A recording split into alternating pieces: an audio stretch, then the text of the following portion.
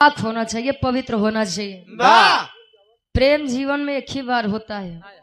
आई जौन रोज रोज होते महाराज, दिना भरे में पता नहीं कितना जने से कई बार लब होते। आई लब में सब हो जात बा। अब गुरु जी एक लाइन यार सब कुछ बच जाए।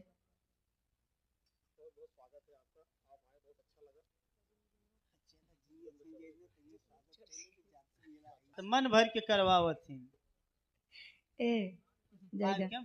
हाँ अच्छा विनोद भैया जी, अच्छा आप वहीं से बात हुई थी ना? हाँ भैया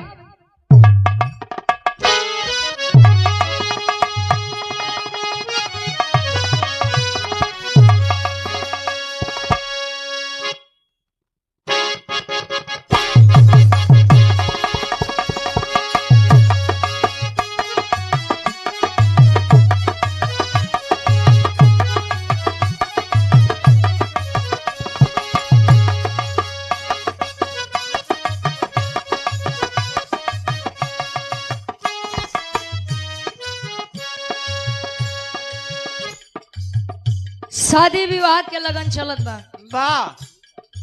कोनो लड़का अपने दुल्ही के तारीफ करे, बखान करे खूबसूरती के, कहे कैसे